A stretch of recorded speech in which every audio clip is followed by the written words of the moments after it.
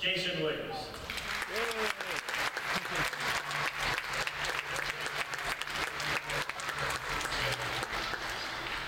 Hopefully all of you have been warming up the vocal cords, because as you know, I like to use this time to have a little fun.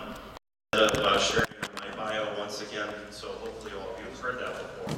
Well, this afternoon I thought I'd spread the love and focus my remarks on the other Republican candidate, which is Margaret Dugan. How many of you, by show of hands, used to watch the old Seinfeld show?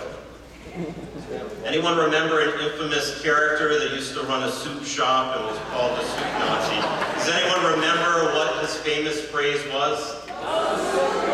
You're great. See, I already knew you were all A+ students again. That's right, no soup for you. I asked this because Margaret Dugan reminded me of that show in a previous debate that we had a couple weeks ago, when she said, I have yet to see a nurse teach a child to read, so why do we have health clinics on our campuses?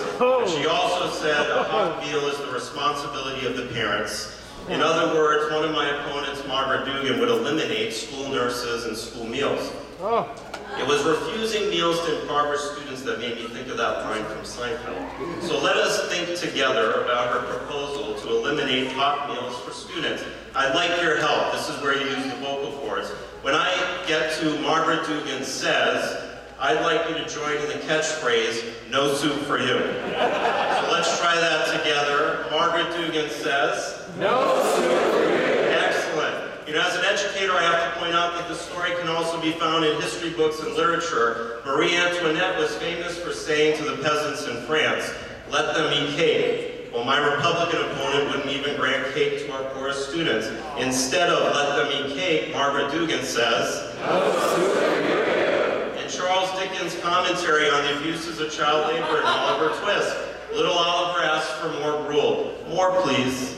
For that, he's branded a troublemaker and sent away. My Republican opponent would solve that problem because you can't ask for seconds if there are no firsts. Margaret Dugan would say to the little Olivers of Arizona, no soup for you.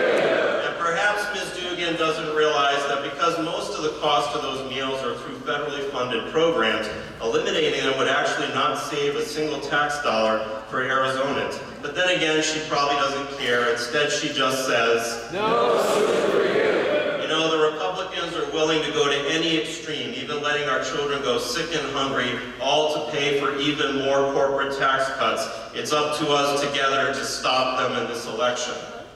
So now, instead of saying, no soup for you to Margaret Dugan, let us Democrats join together in response say, no votes for you. So let us say together, Margaret Dugan, no votes for you. Excellent. John Huppenthal, no votes for you. Jan Brewer, no votes for you. All the Republicans at the state legislature, no votes for you. You know, I'm Jason Williams, and if you've already joined my campaign, I thank you. If you haven't, I ask for your support and your vote to become the next superintendent of public instruction. Let's work together to support our next governor, Terry Goddard, to move Arizona forward by moving all our children forward. Thank you very much.